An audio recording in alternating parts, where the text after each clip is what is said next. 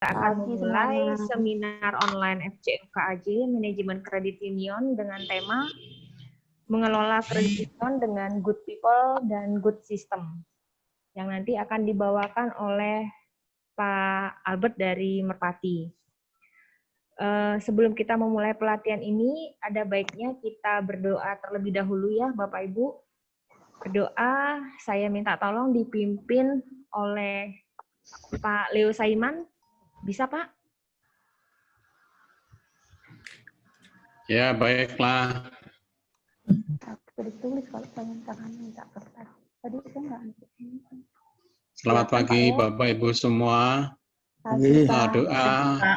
Doa akan saya pimpin secara Katolik. Mohon yang non Katolik untuk menyesuaikan sesuai dengan keyakinannya masing-masing. Dalam nama Bapa dan Putra dan Roh Kudus. Amin. Amin.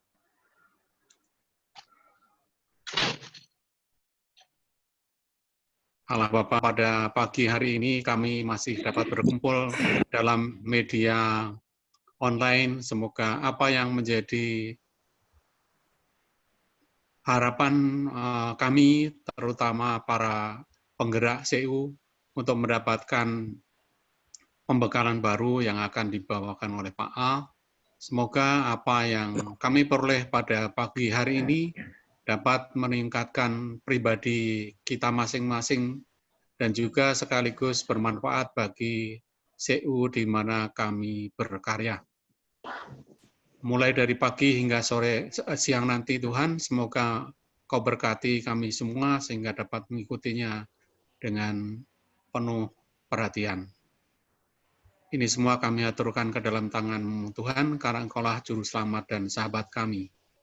Amin. Kemuliaan kepada Allah Bapa, Putra, dan Roh Kudus. Seperti pada permulaan, sekarang selalu dan sepanjang segala abad. Yang segala abad. Dalam nama Bapa, Putra, dan Roh Kudus. Amin. Amin. Baik, Terima silakan Pak Yuyun. Ya, terima kasih Pak Leo. Ya, sama-sama. Bapak Ibu sekalian, sebelum kita memulai pelatihan ini, pertama-tama kita dengarkan dulu sambutan dari Ketua Pengurus FCFKAJ kepada Pak Al. Dipersilahkan, Pak. Terima kasih Mbak Yu. Selamat pagi Ibu dan Bapak-Bapak. Pagi. Pagi, Pak. Pagi, Pak. 6 bulan sudah COVID berjalan ini, Pak.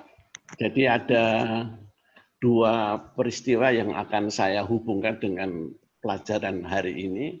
Pertama, bacaan Injil hari ini, bahwa kaum Farisi dengan dialog dengan Tuhan Yesus, bahwa dia terlalu taat peraturan sebagai liturgi, sebagai upacara, sebagai ritual. Sehingga Tuhan Yesus pada waktu menyembuhkan atau berbuat sesuatu yang baik kepada orang, itu akan ditegur oleh orang-orang Farisi. Peristiwa yang kedua adalah bahwa kemarin kan atau hari ini sudah mulai dengan pendaftaran paslon ya. Ternyata semua orang pendukungnya tidak disiplin ini. Sebagai protokol kesehatan sudah campur, sudah tidak ada aturan main sama sekali. Jadi ada namanya fixed mindset. Satunya orang Farisi yang sudah taat kepada aturan, yang tidak tahu peraturan itu untuk apa. Lalu yang kedua di satu pihak orang yang bosan menghadapi COVID ini, lalu mereka menerjang. Ya. Lalu hubungannya dengan pelajaran hari ini apa? Pak Albert hari ini sudah tidak membicarakan mengenai konsep berpikir bahwa kita harus maju itu sudah dengan sendirinya. Tetapi yang dirubah fixed mindset-nya bahwa kita harus growth mindset. Mindset yang berkembang bahwa ini sudah ada aturan main, sudah ada kategori, sudah ada standar-standar yang harus dilakukan begitu saja. Jadi dengan sendirinya kita apakah itu harus melakukan atau tidak melakukan, protokolnya sudah ada. Nah, saya dengan Anda merupakan bagian untuk merubah ini. Jadi Anda, terutama ada yang baru datang, Ikatan Alumni Pendidikan Carolus, kalau mau belajar bahwa di sini sudah tidak mengatakan mindset sebagai konsep dasar, tetapi sudah konsep untuk melakukan, harus dilakukan. Ya. Cara melakukan, ini Pak Albert akan 3 kali pertemuan ini. Jadi masih ada tanggal, minggu depannya Romo Chris, minggu depannya Pak Albert, lalu di Oktober masih Pak Albert. Jadi kemungkinan membicarakan konsep Pak Albert mungkin waktunya berkurang. Tetapi pada waktu nanti diharapkan kalau bisa ada pendampingan yang secara operasional. Bagaimana sih membuat ini? Bagaimana sih ini membuat ini di sini? Jadi semoga ada 2 hubungan hari ini bahwa mindset yang fix mindset kita yang dengan COVID-19 ini sudah membingungkan, tetapi kita mempunyai growth mindset yang berkembang bahwa saya dengan Anda merupakan bagian yang harus merubah sesuatu di dalam CU-nya. Tidak tergantung umur, tidak tergantung seks, laki atau perempuan, tapi merupakan bagian bersama-sama. Terima kasih Mbak Yu. Selamat ya. Baik, terima kasih Pak Al.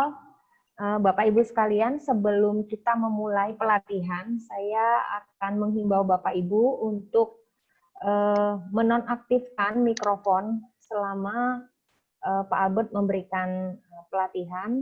Lalu Bapak Ibu boleh bertanya melalui chatting. Nanti juga akan diberikan kesempatan untuk bertanya langsung kepada Pak Albert. Kepada Pak Albert, kami persilahkan Pak untuk memulai acara pelatihannya. Bentar. Selamat pagi Bapak Ibu. Selamat pagi. Pagi Pak Albert. Ya Pak Yusuf, Pak Yuyun, terima kasih. Pak Al, semuanya. Sebetulnya kita akan belajar bersama tentang manajemen CU. Sebetulnya ini sudah lama sekali yang harus dijalankan, tapi terus tertunda-tunda karena COVID. Terus kita sistem online. Berikutnya, ini ada 10 modul ya. Kalau kita menggunakan buku CUCC, 10 modul yang biasanya orang jalankan 4 hari sampai 5 hari. Tapi kita akan ambil cuma beberapa bagian. Kemudian saya tidak menggunakan istilah CUCC di sini karena ya, kita ambil sedikit sekali dari modul-modul itu. Jadi tidak mungkin kita ambil semua karena keterbatasan waktu. Nah, jadi untuk kali ini kita ambil hanya 3 modul. Yang pertama itu membangun citra kredit union. Yang kedua, peranan dan kompetensi inti manajer. Dan yang ketiga adalah manajemen SDM. Kita mulai dengan yang pertama, yaitu membangun citra kredit union.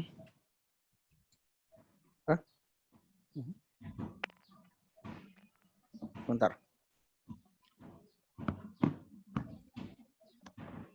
Sedikit gangguan.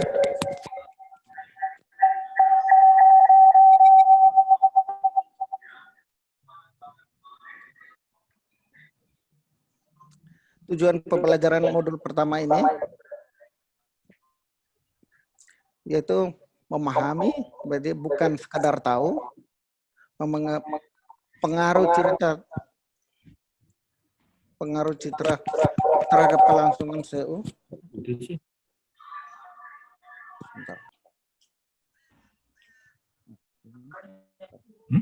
Sebentar. Ya. CU dibangun oleh good people and good system. Jadi ada 2 bagian yang harus kita belajar. Itu bagaimana menjadi good people and good system. Jadi tidak bisa berjalan sendiri-sendiri. Kemudian merasakan, kemudian melakukan do. Jadi kita akan menyusun sedikit analisa SWOT. Bagaimana citra CU kita di masyarakat. kesan menerima. Sorry, sebentar.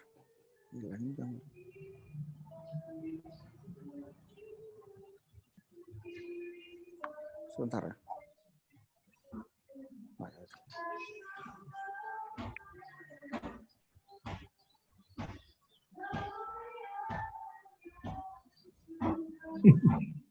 Sebentar. Ya, kesan penerimaan masyarakat terhadap CU kita itu bagaimana? Baik atau buruk? Tentu ada ukuran-ukuran. Ukuran baik itu seperti apa sih? Dan ukuran buruk itu seperti apa? Bagaimana citra CU di KAJ atau di Proki kita? Apakah ada pendapat umat tentang CU? Belum tentu benar, jadi harus dibuktikan dengan data. Berapa persen umat yang sudah menjadi anggota CU? Apakah ada pengalaman buruk atau trauma yang pernah dialami oleh umat akibat kegagalan CU? Memang saya lihat ada beberapa paroki di Jakarta yang dulu pernah ada CU terus bubar. Ketika kita mau masuk lagi itu agak susah karena trauma yang pernah dialami oleh umat di paroki tertentu. Paroki Keranji termasuk. Kenapa? Banyak Pak, banyak saya tahu tapi nggak perlu dibuka di sini.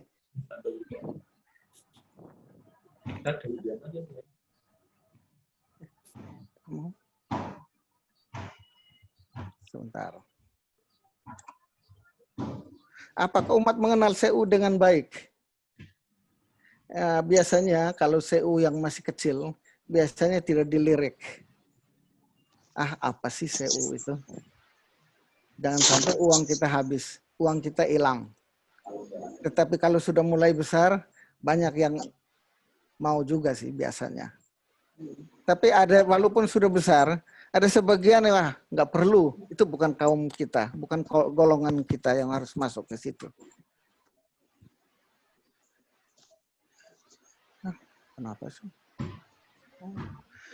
Apa dampak CU yang dirasakan oleh umat atau oleh masyarakat? Nah, ini perlu survei sebetulnya. Nggak bisa kita pakai reka-reka gitu. Itu biasanya harus data yang cukup untuk menentukan itu. Kemudian citra CU versus lembaga sejenis. Nah, memang CU ini diidentifikasi sebagai lembaga pengumpul uang dan peminjam uang. Nah, kredit union dibandingkan dengan bank.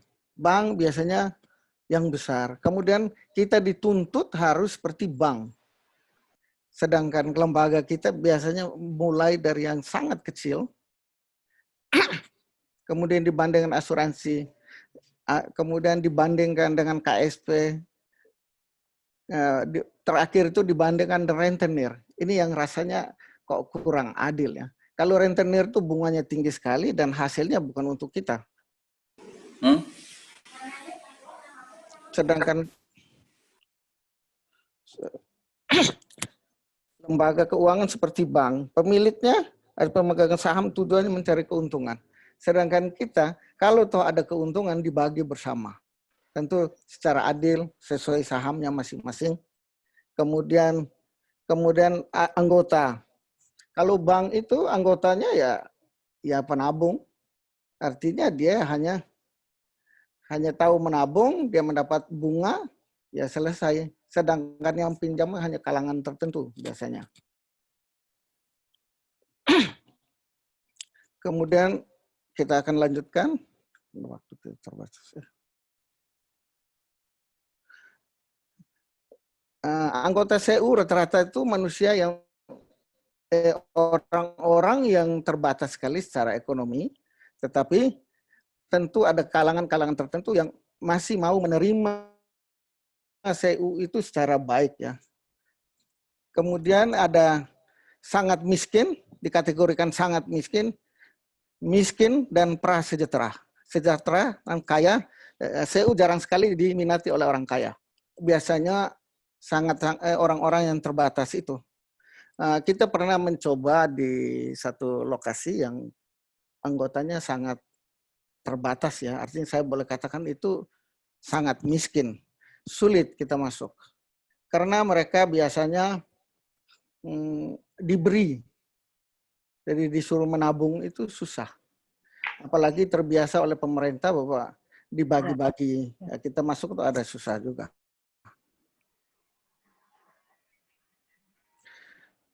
Citra kredit union di masyarakat sesuai dengan apa yang CU itu sendiri praktekkan dari waktu ke waktu. Untuk membangun satu citra CU yang baik itu butuh waktu, butuh proses yang panjang sekali.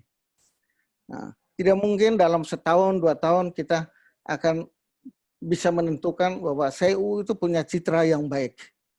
Nah, jadi butuh waktu yang panjang.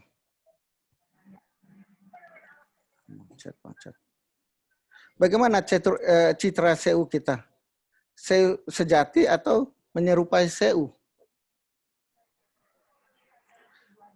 Citra CU yang diharapkan adalah yang sehat menurut analisa Porsche, kemudian aman, berikutnya bermutu. Artinya produk-produknya sesuai dengan kebutuhan anggota. Yang keempat adalah terpercaya.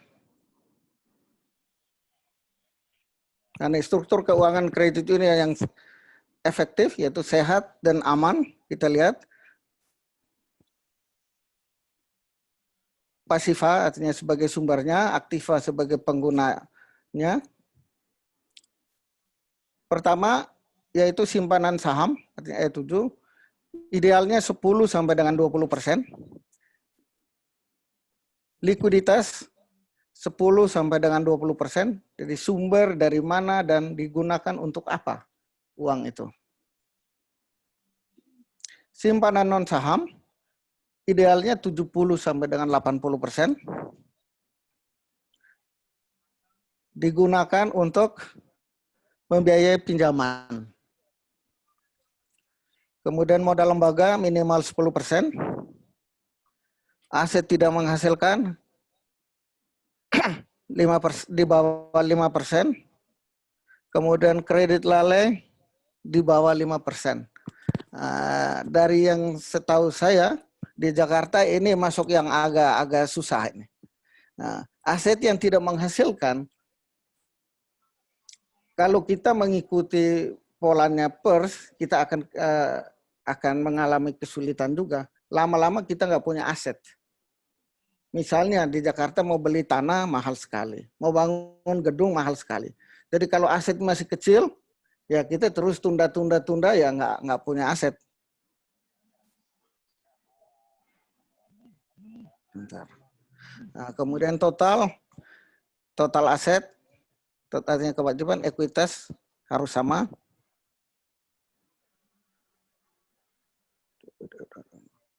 Nah, struktur keuangan yang tidak efektif.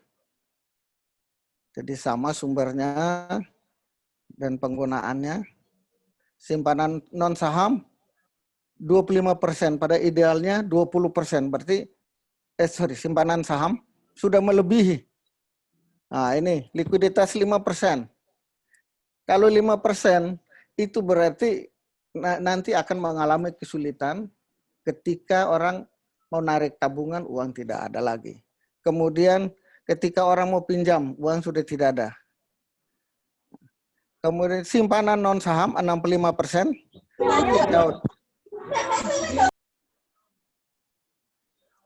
65% berarti di bawah ideal. Idealnya 70-80, tapi posisinya 65. Piutang 85%, itu tinggi sekali. Ini akan semua uang dana yang ada sudah dipinjamkan kepada anggota, sedangkan sisanya sedikit sekali, akan kesulitan ketika anggota mau pinjam lagi atau yang menarik. Ketika menarik, kita akan kesulitan, dana habis, anggota akan kecewa. Nah, itu yang yang sulit. Ini yang harus dijaga. Setiap manajer harus mengontrol ini betul. Modal lembaga 10%. Kemudian aset tidak menghasilkan 7%. Kredit lalai. Ini tentang kewajiban dan total aset sama.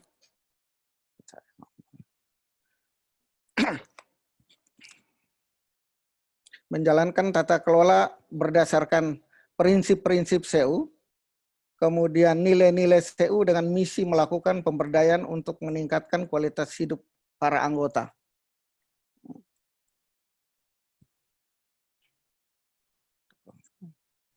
Mengukur penetrasi pasar, ukuran yang menyatakan berapa banyak sasaran target dalam wilayah kerja, misalnya salah satu paroki atau salah satu kelurahan. Kami mau semua kelurahan, wilayah kerja salah satu CO di salah satu kelurahan. Berarti dia hanya dibatasi di situ. Sekarang kita hitung berapa anggota CU kita yang sudah menjadi anggota CU dalam satu wilayah kerja. Ada rumusnya, yaitu total anggota per total penduduk wilayah kerja kali 100.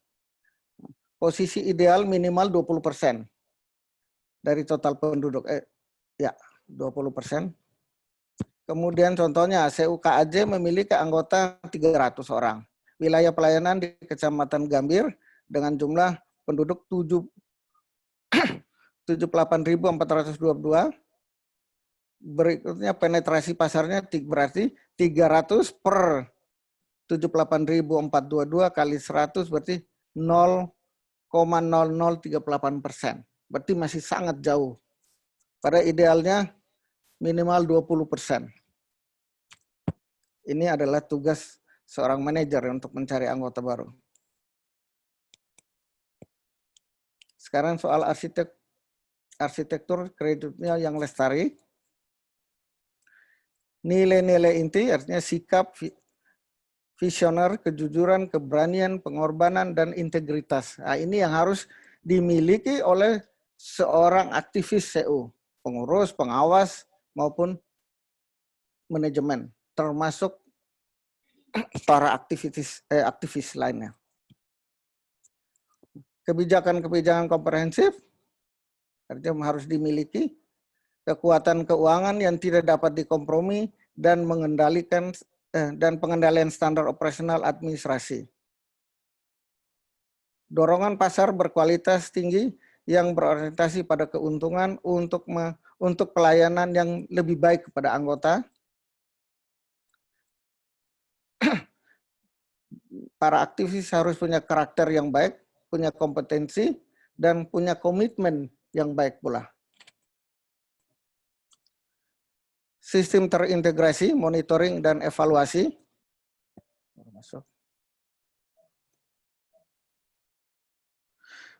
Disiplin keuangan dan sistem pengendalian administrasi. Sistem informasi pasar dan pengembangan produk.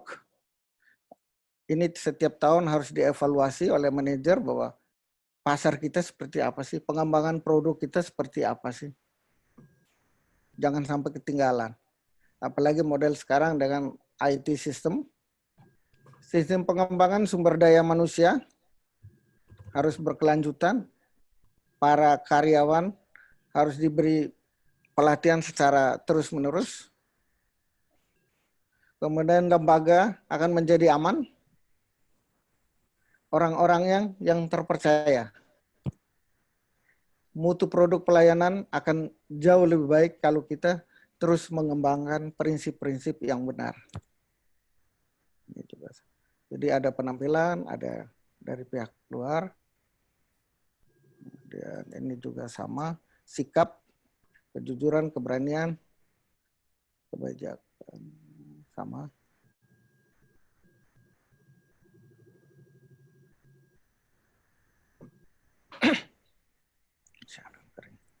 Ada sistem, ada people.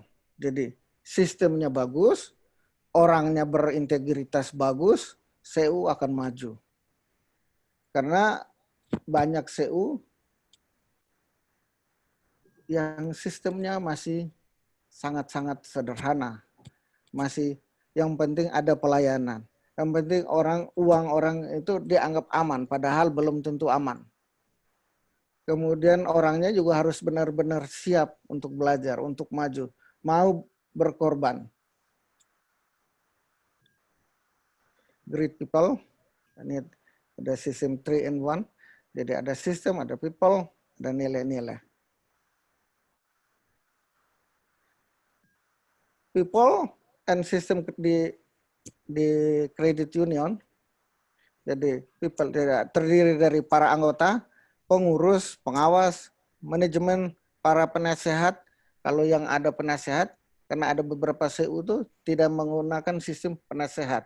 Karena ada prinsip bahwa penasehat itu bila dipandang perlu. Ada kelompok inti, jadi ada beberapa CU yang menggunakan ada sistem kelompok inti. Nah, kita di Jakarta yang saya tahu itu Barerot Gracia ya, ada kelompok inti. Jadi ada sikap yang baik, knowledge yang cukup, karakter, ada passion, honesty.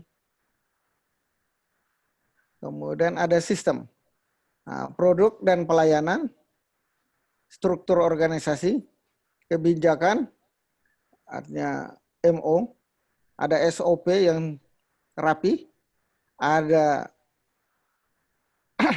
anggaran dasar, anggaran rumah tangga, dan badan hukum, dan siklus keuangan, artinya laporan keuangan yang rutin, yang benar. Ada IT system, digitalisasi. Nah, sekarang ada istilah digitalisasi. Sebetulnya kalau IT awalnya cuma digunakan untuk mempermudah operasional. Ada PERS. Nah, ini standar penilaian keuangan yang ditetapkan oleh EQ.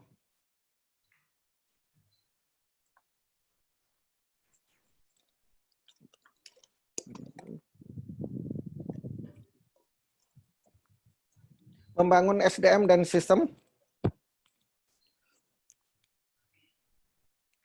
Pembangunan serta pengembangan SDM dan sistem yaitu pengembangan SDM melalui pemberdayaan agar mereka menjadi pribadi yang mampu membangun, mengendalikan, memimpin.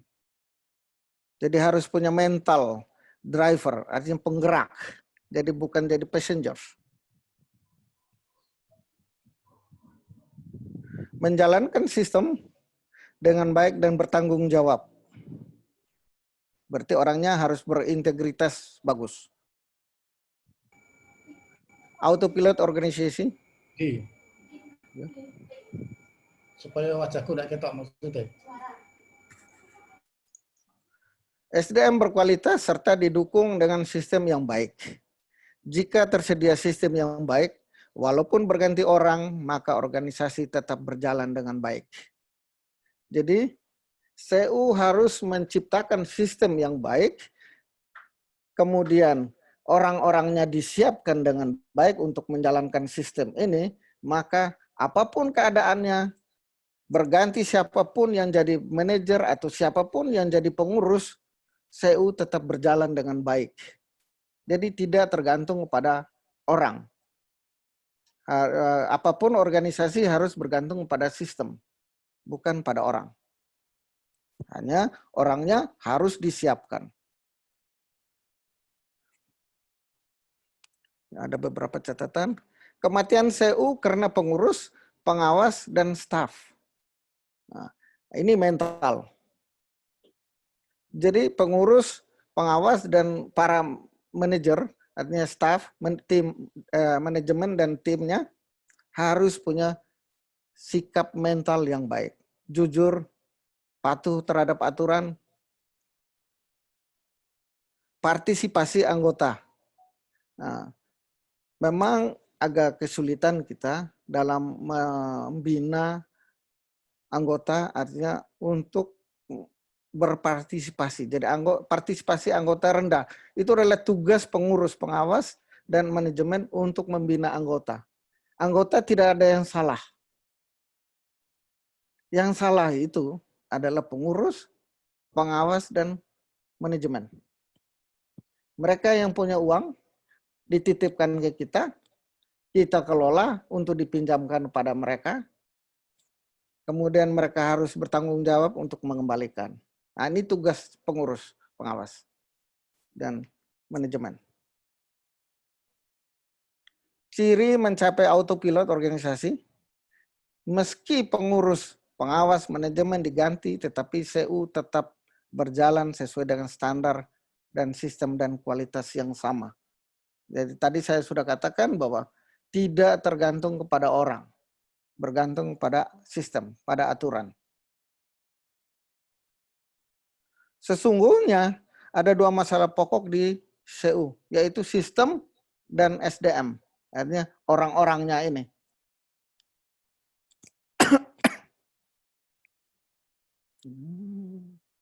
Mentalitas SDM, yaitu pertama passengers, jadi penumpang. Misalnya kita naik mobil ya, atau naik pesawat, jadi kita hanya duduk, diam, tidak harus tahu arahnya kemana jalan, boleh mengantuk, boleh tidur, tidak perlu merawat kendaraan, kemudian sebuah pilihan yang bebas dari bahaya. Sedangkan driver, hanya pengemudi kendaraan menuju titik tertentu, mutlak harus tahu jalan. Itu wajib. Ya sekarang mungkin ada alat ya. Dilarang mengantuk, apalagi tertidur. Sedangkan jadi passenger, jadi penumpang, ya tidur bebas. Harus mampu merawat kendaraan.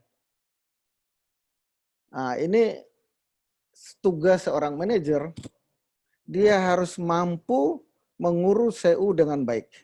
Jadi merawat CU dengan baik.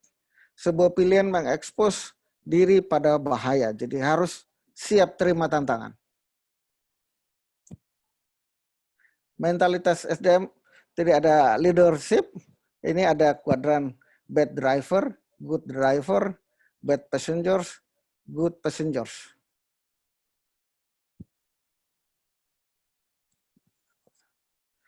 Mentalitas passengers atau loser, kalah, artinya pecundang, sudah puas dengan keadaan saat ini, kerja suka-suka, tidak menyukai tantangan baru, menyerahkan masalah kepada atasan atau pada orang lain. Jadi ada yang prinsipnya, saya jalankan tugas saya secukupnya, tahu akhir bulan saya terima gaji, atau kalau ada masalah itu bukan urusan saya. Menunggu perintah dan harus menjawab dengan kata siap. Takut menghadapi masalah dan takut melakukan kesalahan. Sebetulnya orang itu jangan takut terhadap kesalahan. Yang penting jangan berniat untuk melakukan kesalahan. Kita lakukan, tentu ada perhitungan, ada pertimbangan. Jadi jangan kesannya ya karena takut salah, akhirnya ya nggak berbuat sesuatu. Sangat mencintai jabatan atau kekuasaannya, dikendalikan oleh autopilot. Terlalu membanggakan apa yang telah dicapai. Menyandra organisasi sebagai alat untuk menumpang hidup. Sedangkan mentalitas driver, the winner, disiplin mulai dari diri sendiri, kemudian memiliki pola pikir yang berkembang, growth mindset. Kalau tadi Pak Al singgung soal growth mindset, bukan fixed mindset. Pak Al tadi singgung soal fixed mindset, sebetulnya bukan itu. Jadi ada fix, ada growth.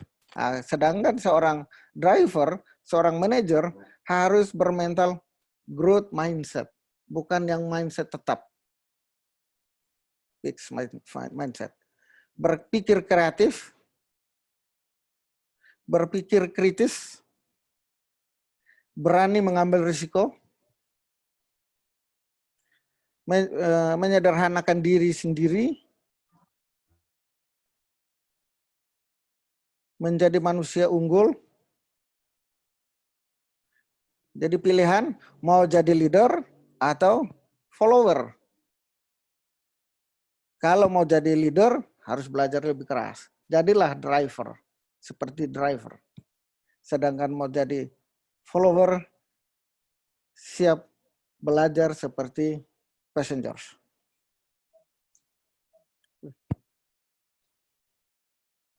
Kredit union yang lestari pastikan dikelola oleh SDM yang baik dan didukung oleh sistem yang baik pula.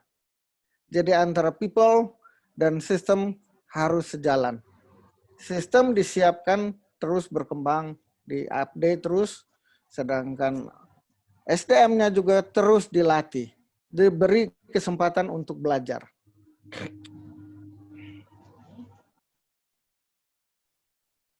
Untuk mengetahui citra CU, jadi ada kualitatif, yaitu kita harus bikin SWOT, hanya produk dan pelayanan kita seperti apa, SDM seperti apa, tata kelola kerja kita seperti apa, apakah kita sudah punya SOP, punya MO, punya instruksi kerja, dan kesiapan formulir-formulir cukup apa tidak, peralatan kerja siap apa tidak. Jangan sampai satu komputer harus yang berebutan 2 orang, berarti kan peralatan kita nggak cukup. Kuantitatif, yaitu punya laporan keuangan yang harus dibuat setiap bulan. Tidak tiap 2 bulan apa 3 bulan.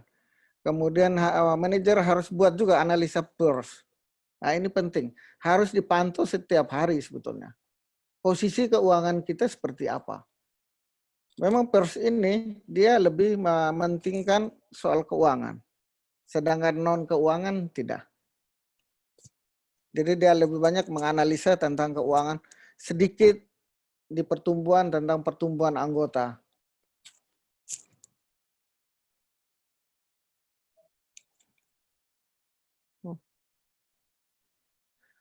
Kualitatif SWOT, peluang, ekonomi bertumbuh, ada berbagai program diklat dari Puskopdit atau Forum CUKAJ, meningkatkan kemudian strateginya, meningkatkan jumlah anggota S1, S2, 1. Kemudian kelemahannya, strategi meningkatkan SDM melalui diklat pengembangan, kemudian ancaman gaya hidup konsumtif. Nah, ini banyak kita di kota sekarang orang merasa dengan online, padahal sebetulnya kan masih bisa dilaksanakan sendiri. Misalnya makan, nggak usah masak, padahal itu satu pemborosan itu. Kalau harus online terus, itu gaya-gaya anak milenial sekarang seperti itu. Kemudian strateginya bagaimana?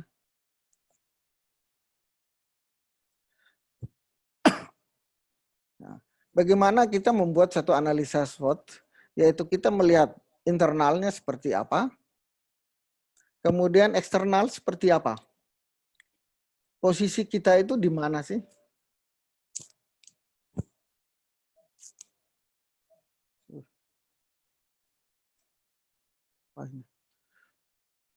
Sudah habis. Untuk sesi pertama sudah selesai. Silakan untuk yang ada yang mau menanyakan, saya akan menjawab. Terima kasih. Baik, terima kasih Pak Albert. Sesi pertama sudah selesai ya Bapak Ibu. Mungkin ada yang mau bertanya, silakan kepada Bapak Ibu. 3 pertanyaan dulu. Ada Pak Benediktus. Silakan Pak Beni.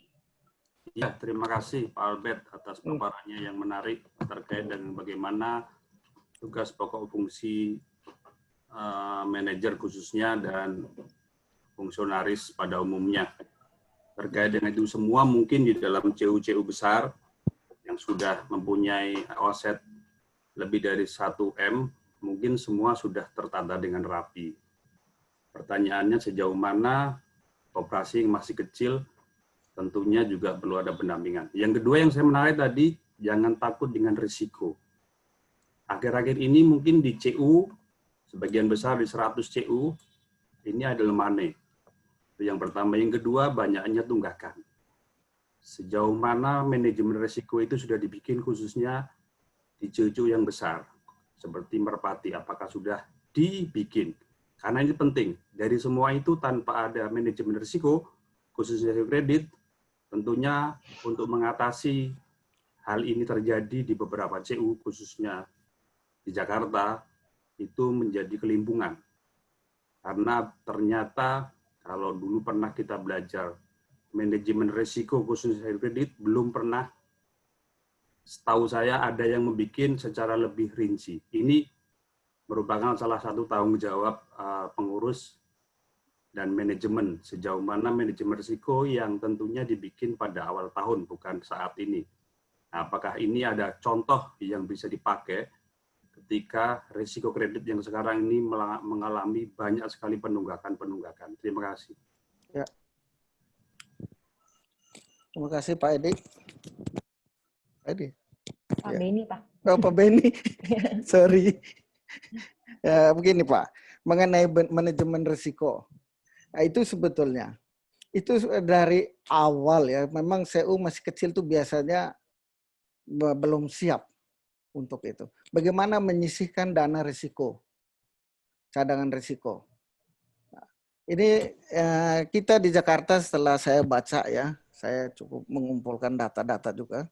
Nah, tidak banyak yang memikirkan itu, tetapi rata-rata itu kecil Pak, rata-rata kecil. Idealnya kan sekitar 10%. Tapi kayaknya kok di bawah semua. Nah, yang perlu dipikirkan bahwa setiap tahun harus disisihkan juga untuk dana risiko. Bila perlu setiap bulan. Jangan semua SHU terus dibagi. Kalau anggota berapapun ya nggak ada cukup-cukupnya. Kalau kita berpikir itu harus diserahkan sebagai dividen. Nah, kita sebagai pengelola harus pandai-pandai juga untuk menyisihkan. Yang penting diambil bukan untuk kepentingan pribadi. Kemudian kami melihat ada yang mencoba dengan dana stabilisasi. Nah, ini sebetulnya semacam dana abadi ya. Jadi itu dari bagian dari manajemen risiko sebetulnya. Nah, kemudian kita ikut Daperma. Nah, itu bagian dari manajemen risiko. Bahwa kita sudah menyisihkan sedikit dana setiap bulan, dikirim ke Daperma. Jadi ketika orang itu ada masalah, meninggal dunia, kita bisa mengatasi dengan cara mendapat santunan dari, bukan santunan ya apa, dari Daperma. Minimal kalau sekarang itu 100 juta ya maksimal ya. Sedangkan untuk sahamnya 30. Sehingga sedikit mengatasi risiko-risiko yang mungkin akan terjadi. Jadi untuk yang masih kecil, cobalah, walaupun sedikit coba harus mulai. Jangan tunggu besar. Itu aja untuk manajemen risiko.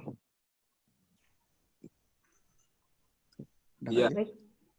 Terima kasih Pak Albert. Itu mungkin suatu saat ini perlu ada manajemen risiko secara tersendiri sehingga kita bisa melihat kalau itu tadi sudah merupakan antisipasi dari risiko yang terjadi, tapi bahwa penilaian risiko dan peta risiko tentunya perlu kita bongkar. Memang tidak di sini. Saya hanya mengingatkan bahwa ada dulu kalau tidak salah Pak Joko Rebowo sudah pernah memberikan itu 5 tahun yang lalu tidak salah. Nah ini mungkin tidak hanya sekedar menyisihkan, tetapi usul saya nanti forum KAJ ini baik kalau bisa juga memberikan materi manajemen risiko khususnya risiko kredit, karena agak sedikit memang rigid dalam penghitungan dan ada hal-hal yang perlu dilihat di mana manajemen risiko itu ada peta risiko, pengendalian risiko, risiko dan apa yang akan dilihat. Nah, mungkin itu usul dari saya. Terima kasih Pak. Ya, terima kasih. Tanya Pak. Ya. Tanya Pak. Ya. Silakan Pak dengan. Ya, ada yang saya mau tanyakan mengenai tadi resiko. kalau kami dari Koperasi Kredit Bina Karya Sejahtera, memang resiko kalau bergerak di masyarakat pada umumnya. Jadi bukan common bond-nya bukan karyawan, tetapi masyarakat. Tidak hanya di paroki, tetapi juga masyarakat umum, baik RT, RW, kelurahan. Lalu tadi yang pertanyaan sebelumnya mengenai resiko, apakah kami keliru, Pak? Misalnya kami dari sejak awal itu menentukan atau ada kebijakan bahwa setiap pinjaman itu pinjaman yang dicairkan itu kita kenakan cadangan risiko 1%, sehingga kami menumpuk, artinya dana cadangan risiko itu kami ambil dari pinjaman yang dicairkan. Itu untuk mengantisipasi ketika terjadi anggota yang pinjam lalu tidak tahu lagi, atau katakanlah bahasa kasarnya minggat gitu, yang tidak tahu lagi di mana tempat tinggalnya. Itu yang pertama. Yang kedua, yang mengenai mentalitas SDM. Nah, ini masih banyak karyawan atau staf itu ya hanya asal bekerja. Jadi kalau misalnya ini ada kelalaian, ini ada sudah nunggak sebulan atau 2 bulan, itu kalau tidak disuruh mengunjungi, itu tidak dikunjungi gitu. Jadi mesti, walaupun maksud saya bahwa kalau ditagih by phone sama didatangi atau kunjungan itu berbeda. Sehingga kalau dikunjungi itu kita tahu persis kondisi keadaan anggota tersebut. Nah, itu yang masih staf yang masih banyak yang mentalitasnya seperti itu gitu. Jadi kalau tidak ada pekerjaan, tidak ada apa gitu ya, itu hanya diam kalau tidak disuruh. Nah, bagaimana ini Pak untuk mengatasi mentalitas dari staf yang katakanlah beberapa hal yang negatif, bagaimana bisa menjadi mentalitas staf atau manajemen itu bisa positif, sehingga dia semakin kreatif, inovatif, dan semakin berkembang. Terima kasih, Pak. Ya. Terima kasih, Pak Haryono ya. Ya, betul. Ya, pertama mengenai manajemen risiko. Tadi sudah bagus, sisihkan 1%. Ya, itu bagus. Tetapi Pak, kalau secara terbuka kepada anggota bahwa kita sudah sisihkan sekian persen untuk cadangan risiko, itu hati-hati Pak, pesan saya. Karena apa? Nanti ketika anggota itu lalai bayar, ketika kita tagih, kemarin saya sudah bayar itu untuk cadangan risiko. Kenapa? Ditagih-tagih terus. Biarkan, kalau saya susah kan ada dana risiko. Nah ini, jadi untuk menjelaskan tentang dana risiko kepada anggota itu harus pandai-pandailah berkemas Pak. Karena itu nanti jadi alat untuk orang berlindung di balik itu. Nah, itu soal risiko. Kemudian SDM, tugas menagih atau apa. Berarti dari awal waktu rekrutmen seperti apa sih tugas dia yang harus dia kerjakan. Harus jelas. Dia harus tanggung jawab terhadap tugas itu. Anda diminta untuk bekerja di sini, Anda lamar kerja, Anda harus jalankan tugas Anda dengan baik.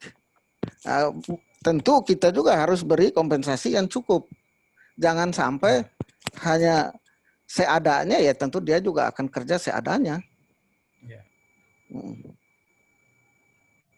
Bagaimana tentu ada pembinaan Pak terhadap staf ini. Diberi perhatian pelatihan kah?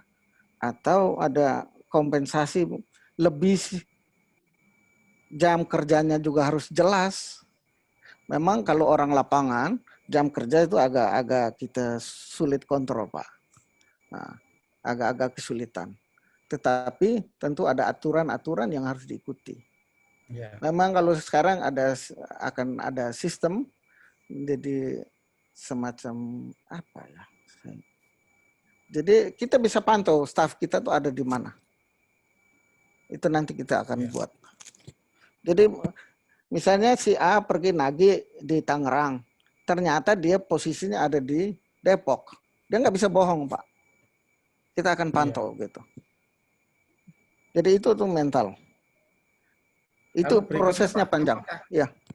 Mohon maaf, apakah kami tadi agak terlambat karena linknya agak susah masuk. Apakah materi-materi ini bisa dikirim via email, Pak? Oh, bisa. Nah, terima kasih, Pak. Tidak ada yang rahasia, Pak.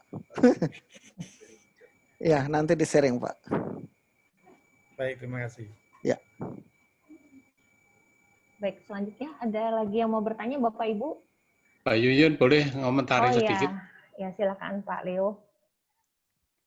Menjawab dari atau melengkapi dari pertanyaan Pak Matius tadi bahwa apakah penyisian dana risiko itu katakanlah wajib atau tidak gitu ya. Kalau menggunakan konsultan pajak, terutama yang sudah tentunya membayar pajak ya, itu dari konsultan kami itu tidak menyarankan mencadangkan dana risiko. Ya, sehingga kenapa? Karena tentunya bisa dilihat pertimbangan-pertimbangan perpajakan sehingga nanti tentunya akan lebih baik mengikuti seperti perbankan. Ya, artinya sudah dimasukkan atau dikatakanlah sebagai berapa yang tidak tertagih gitu ya. Nah, itu tentunya kalau kita mencadangkan risiko, kelihatannya sih lebih baik diambil dari SAU yang bersih, ya, atau SAU netnya yang akan dibagi ke distribusi ke anggota berapa dan seterusnya, sehingga cadangan risiko itu dibangun dari SAU yang akan didistribusikan. Nah, itu mungkin sebagai pemahaman saya bahwa konsultan menyarankan sebaiknya tidak dibangun dengan penyisian dari kredit yang kita berikan kepada anggota atau kredit yang kita cairkan. Mungkin itu yang pertama. Yang kedua, dengan tabel Pak Abed tadi bahwa piutang 85%. Mungkin yang kedua Pak ya. Yang kedua adalah terkait dengan presentasinya Pak Abed tadi yang terkait dengan piutang anggota 85%. Nah, padahal untuk koperasi-koperasi besar itu sangat sulit Pak untuk mencapai 70% saja sulit ya. Tapi artinya kalau koperasi yang pemersatunya atau yang tadi disebut oleh Pak Matius common bond-nya adalah masyarakat, itu mungkin berbahaya ya dalam artian Pol sendiri menganjurkan antara 70% sampai 80%. Tapi kalau mungkin ya 80% ya. Kalau mungkin pemersatunya adalah pegawai, barangkali yang 85% itu masih normal, Pak. Karena apa? Karena biasanya potong gaji langsung sehingga iya. Nah, itu mungkin sekedar tambahan saja. Artinya kalau untuk koperasi yang anggota pemersatunya atau common bond-nya adalah pegawai, saya kira 80% itu masih bukan ideal ya kalau menurut pos. Tapi masih wajar dilihat dari sisi keamanan atau safety katakanlah dari sisi bayar gitu ya, dari sisi bayar anggota, karena umumnya kalau pegawai kan potong gaji jadi aman. Mungkin itu saja Pak, terima kasih. Terima kasih Pak Leo atas tambahannya. Mengenai yang terakhir 85 dan 70-80 itu memang ketentuan dari pers seperti itu. Nah, tapi untuk koperasi yang di kantor-kantor itu memang lebih mudah ya. Nah, lebih mudah kontrolnya. Sedangkan koperasi yang di masyarakat itu agak ribet ya. Saya pernah melayani juga koperasi di kantor, aman-aman saja Pak. Tidak banyak yang harus dilakukan. Nah, sekarang saya di masyarakat itu lebih hati-hati gitu. Karena masyarakat, apalagi kita di Jakarta ini, hari ini tinggal di sini, besok pindah kemana kita kan nggak tahu. Nah, kemudian pengaturan keuangan tadi 85 ya. Nah, 85 kalau di masyarakat itu sulit sekali. Karena nanti ada yang lain mau minjam, kita dana sudah habis. Sudah di semua dana yang ada di anggota. Sedangkan anggota lain sudah tidak kebagian. Di situ jadilah citra CU akan jadi buruk. Itu saja. Nyambung itu, Mas. Baik, Bapak Ibu sekalian, waktu untuk bertanya kita stop dulu. Selanjutnya untuk materi berikutnya, Pak Albert bisa dimulai sekarang, Pak. Silakan. Sebentar.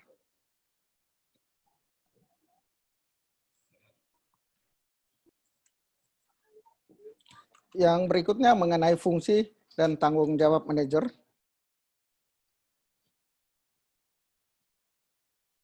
Tujuan pembelajaran modul ini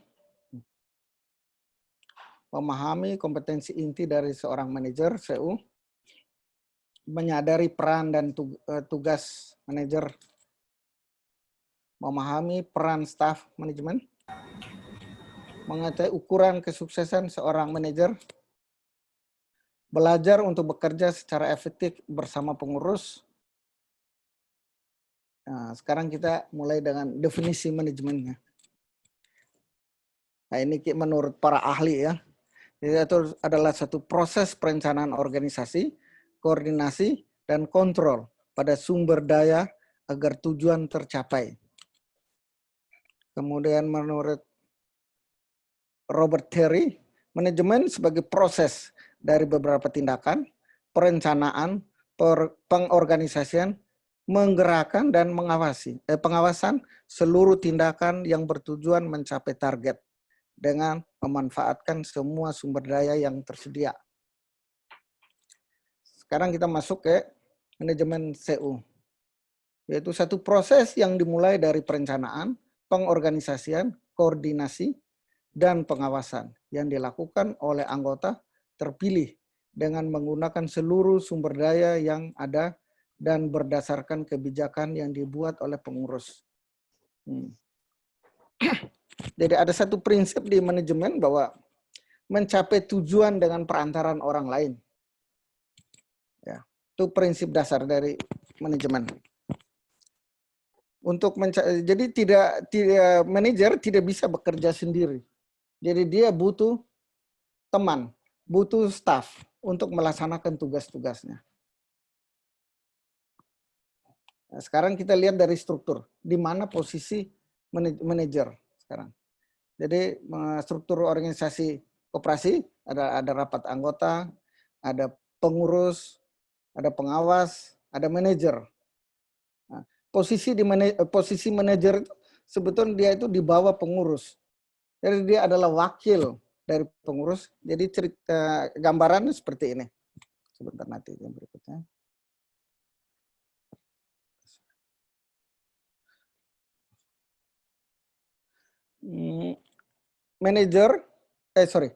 Pengurus adalah wakil anggota untuk menjalankan organisasi. Pengawas adalah wakil dari anggota untuk mengawasi kegiatan organisasi. Sedangkan manajer adalah kepanjangan tangan dari pengurus untuk menjalankan kegiatan organisasi. Karena pengurus tidak bekerja setiap hari di koperasi. Kemudian kita akan lihat bagaimana struktur manajemen. Jadi ada manajer, akan dibantu oleh bagian kredit, bagian keuangan, dan administrasi. Kemudian ada bagian diklat, ada bagian IT, artinya database. Kemudian bagian keuangan dibantu oleh staff teller dan kasir. Nah, ada beberapa CU juga akan menggunakan ada bagian marketing sudah. Kemudian internal audit.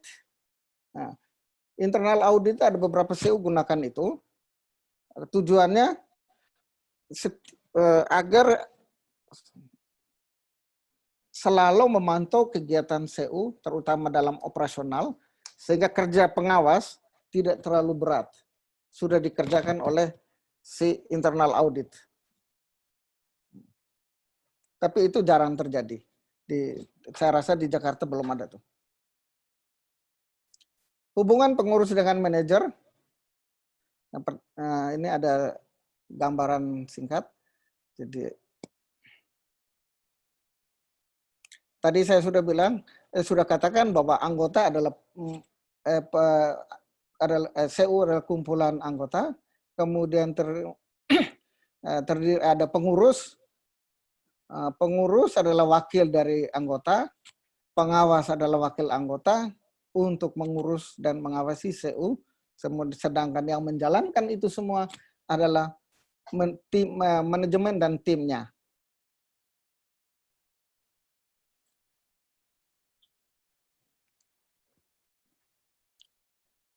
Area kerja pengurus bertanggung jawab kepada anggota, mengarahkan strategi yang digunakan oleh CU, menyampaikan, menyetujui kebijakan dan prosedur, menyampaikan dan menyetujui target atau sasaran, ikut terlibat dalam penyusunan rencana jangka panjang, menyediakan sumber-sumber fasilitas keuangan dan personalia, mengangkat dan atau memberhentikan manajer,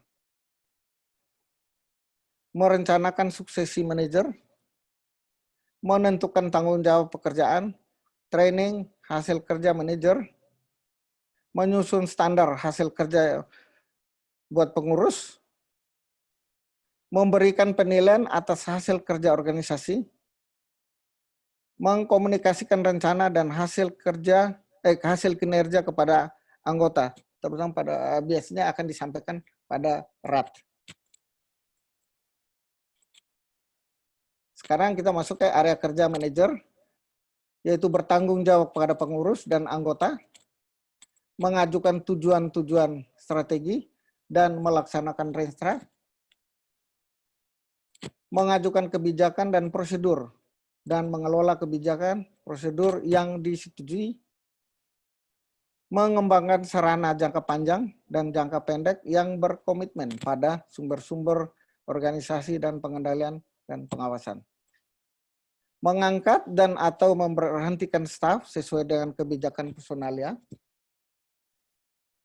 merencanakan suksesi manajerial pada setiap bagian dan tempat-tempat pelayanan, menentukan tanggung jawab pekerjaan, training, dan hasil kerja personel lainnya.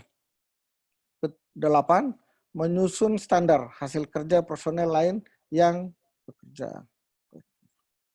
Memberikan penilaian hasil kerja operasional manajemen. 10. Merupakan sumber informasi bagi pengurus, selalu menyampaikan informasi yang relevan, update kepada pengurus dan meminta saran atas masalah-masalah operasional. Nah, ini manajer itu dia merupakan sumber informasi pertama kepada pengurus pengawas, kemudian sumber informasi kepada anggota, juga sumber informasi kepada para staf. Jadi seorang manajer harus punya knowledge yang cukup, yang memadai, sehingga dia bisa menyampaikan apa masalah yang ada kepada pengurus dan juga kepada pengawas. Bagaimana mengatasinya? Kemudian manajer harus memiliki kompetensi dasar, yaitu pengetahuan, keterampilan, dari knowledge, skill, dan attitude. Jadi manajer harus punya knowledge yang cukup, skill yang memadai, dan harus punya sikap yang baik. Artinya mental, attitude. Kemudian kompetensi inti, yaitu tingkat kemampuan yang harus dimiliki dan diuji, yaitu teamwork, berpikir strategis, komunikatif, dan manajer harus jadi motivator untuk para staf, kemudian jadi pendidik untuk para staf. Fokus utamanya yaitu customer, artinya melayani anggota sebaik mungkin. Employee sebagai karyawan memperhatikan kesejahteraan para karyawannya. Jadi tidak seorang manajer tidak mau punya gaji besar sendiri sedangkan stafnya seadanya. Jadi harus perhatikan juga teman-teman yang lain. Kemudian organization, mengelola organisasi dengan baik. tugas manajer, tugas pokoknya itu menyusun strategi untuk mendukung visi, membangun budaya kerja, membangun tim kerja, mengalokasikan sumber dana. Jadi menyusun strategi untuk mendukung visi. Jadi harus mampu menyusun program kerja dengan baik yang sesuai visi misi yang ada. Membangun budaya kerja. Artinya manajer harus menciptakan suasana kerja yang baik. Bagaimana minimal paling tidak misalnya ini jam kerja secara teratur. Kemudian tidak seenaknya orang izin pulang sesuka hatinya. Kemudian sakit atau apa tidak pakai laporan. Tidak ada komunikasi yang baik. Kemudian bagaimana urusan penampilan. Misalnya seragam atau apa. Memang berikutnya membangun kerja tim. Dalam manajemen, tim manajemen harus punya kerjasama yang baik antara staff dengan manajernya. Kalau tidak ada kerjasama yang baik, organisasi itu akan berantakan, akan mau-maunya sendiri setiap staff. Mengalokasikan sumber dana. Berikutnya tugas khususnya yaitu fungsi kepemimpinan dalam mengembangkan realisasi atau aktualisasi visi misi tujuan CU.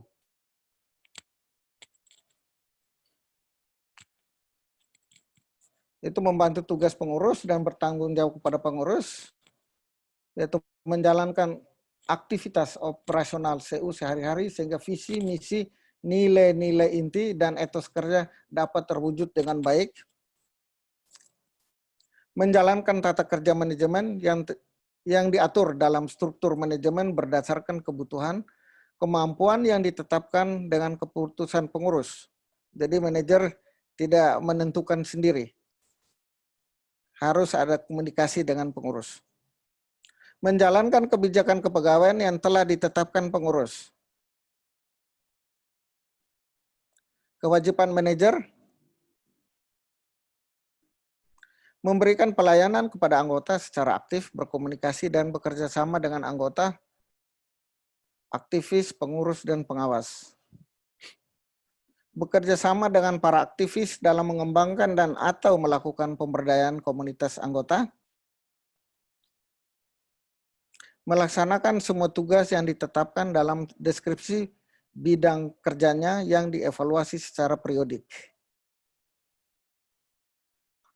Kewajiban manajer memastikan semua kegiatan operasional dilakukan sesuai dengan ketentuan atau sesuai kebijakan yang telah ditetapkan pengurus. Menyiapkan segala informasi yang dibutuhkan pengurus dan pengawas.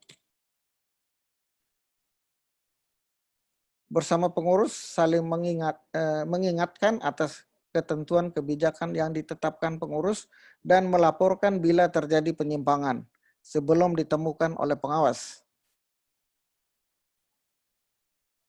Tugas inti, menjalankan fungsi kepemimpinan dalam mengembangkan pernyataan tujuan visi misi dan menghubungkan strategi perencanaan dan anggaran untuk mencapai tujuan. Memastikan pengembangan rencana-rencana prioritas, ukuran kerja, manajemen kontrol, dan faktor-faktor penting kesuksesan. Meninjau ulang rencana-rencana dan budget yang sudah disetujui yang merupakan bagian dari perencanaan tahunan dan siklus anggaran serta mengusulkan rekomendasi kepada pengurus. Nah, ini biasanya dilakukan 6 bulan ya, atau 4 bulan. Nah, paling tidak itu 6 bulan. Kita evaluasi. Rencana anggaran kita misalnya target tahun ini aset harus menjadi 100 miliar misalnya. Ternyata itu sudah baru 6 bulan sudah tercapai. Berarti harus dievaluasi. Berarti penentuan target itu terlalu rendah. Ataupun terlalu tinggi. Misalnya targetnya 100 M. Kenyataan 6 bulan baru mencapai 50. Apakah mungkin 6 bulan kemudian mencapai 50 lagi? Nah, ini yang harus ditinjau. Ini, jadi harus konsultasi dengan pengurus. Apakah kita tinjau ulang atau berjalan apa adanya. Jadi mengusulkan rekomendasi kepada pengurus. Bagaimana dengan situasi seperti ini? Misalnya target anggota berlebihan atau targetnya terlalu rendah. Apa yang harus dilakukan?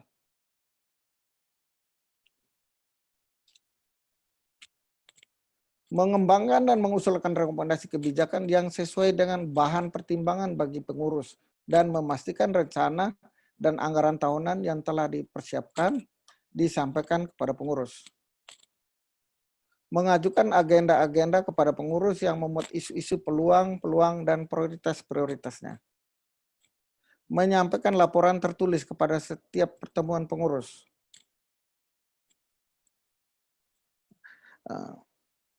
Yang terakhir ini saya akan tambahkan bahwa menyampaikan laporan tertulis. Jadi manajer harus menyiapkan laporan kegiatan selama 1 bulan kegiatan.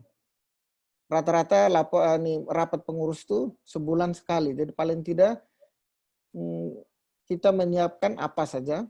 Pertama itu laporan keuangan, kemudian program kerja apa yang sudah dilakukan, atau melihat agenda-agenda yang telah disusun sebelumnya itu sudah terlaksana dengan baik atau belum. Nah, itu harus dilaporkan.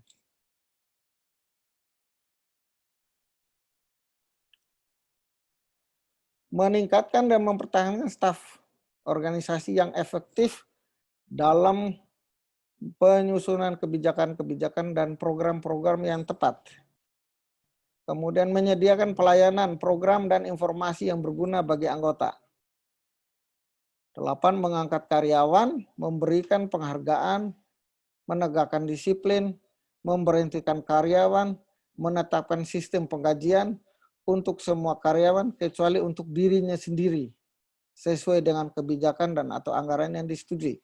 Nah, ini manajer harus bisa menentukan gaji karyawan, tetapi manajer tidak menentukan gajinya sendiri. Yang menentukan gaji manajer adalah pengurus.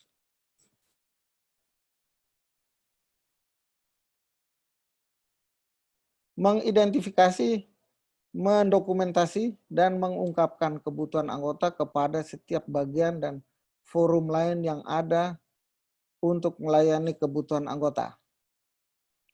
Meningkatkan kerjasama antar CU atau organisasi lain untuk menyampaikan kebutuhan-kebutuhan anggota, misi, dan tujuan dari CU-nya.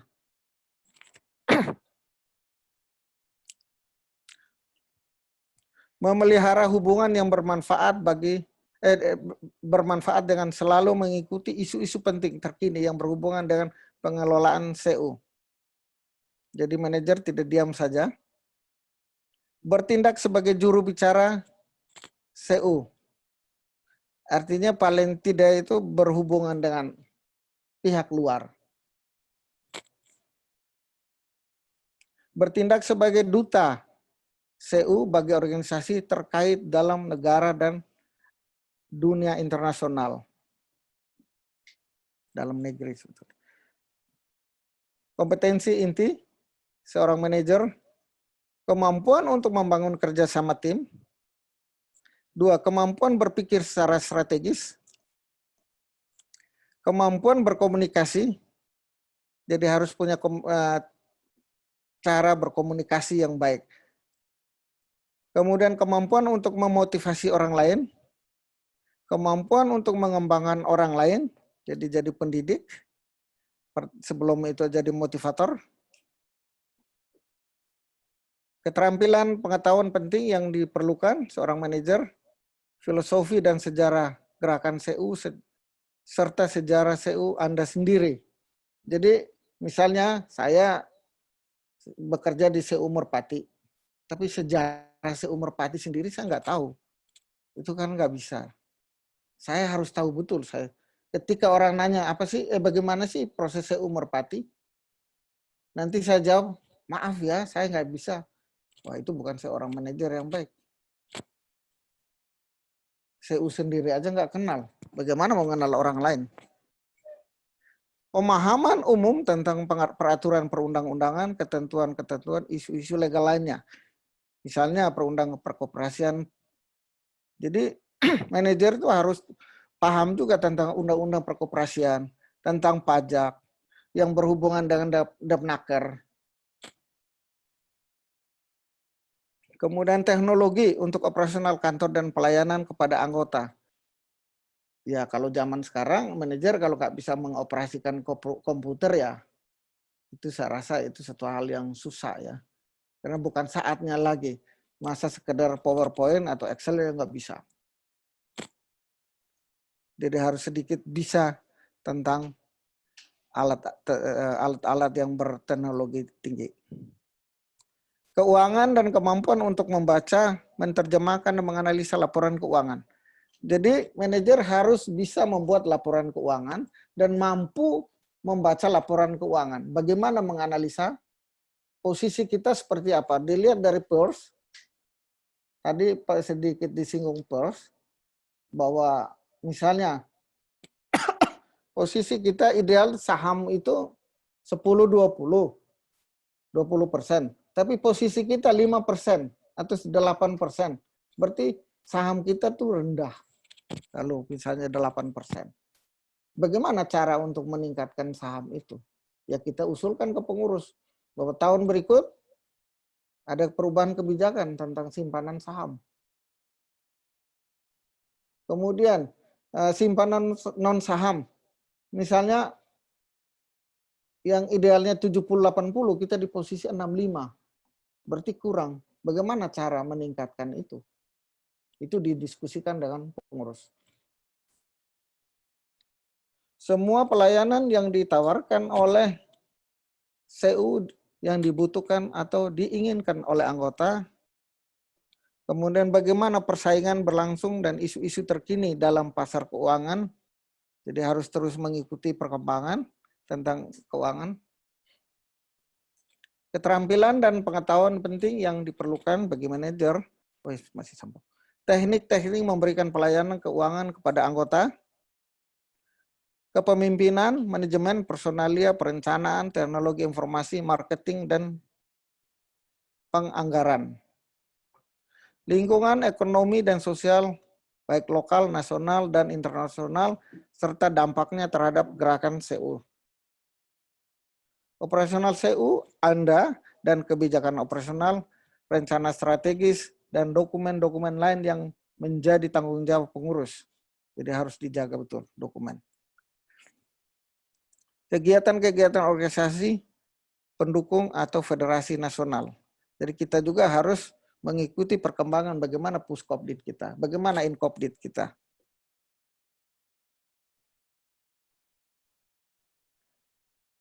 Kredit union yang lestari pasti dikelola oleh good people dan didukung oleh good system.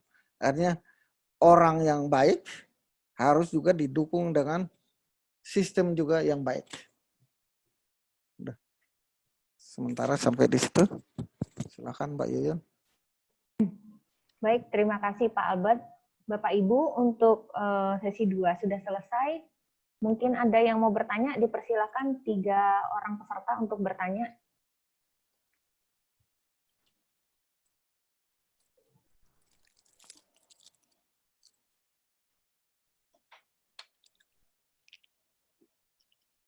Silakan.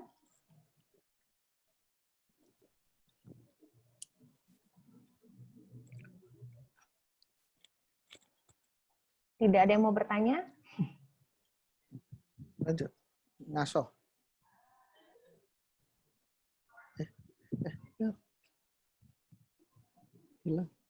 Halo, Bapak Ibu. Boleh Ibu? Ya, silakan Pak Andang. Terima kasih Bu Yuyun. Terima kasih Pak Albert. Selamat pagi. Oke. Pagi, Pak. Ya, menarik sekali sebenarnya pembahasan tentang manajer ini. Kira-kira Pak, bagaimana memberikan balas jasa kepada seorang manajer? Bagaimana penghitungannya itu? Apakah berdasarkan kekayaan daripada koperasi itu atau proporsional atau seperti apa pengalaman Pak Albert di dalam memberikan balas jasa? Apakah berdasarkan pada target, berdasarkan pada capaian, atau kira-kira yang layak? Katakanlah koperasi ini koperasi di kota besar, ya, atau koperasi melayani masyarakat umum dengan macam-macam karakteristiknya. Tentu saja target koperasi adalah jangan sampai mengalami kredit macet yang dilakukan oleh anggota, kemudian juga kita punya penghasilan yang cukup sehingga layak untuk merekrut seorang manajer, begitu.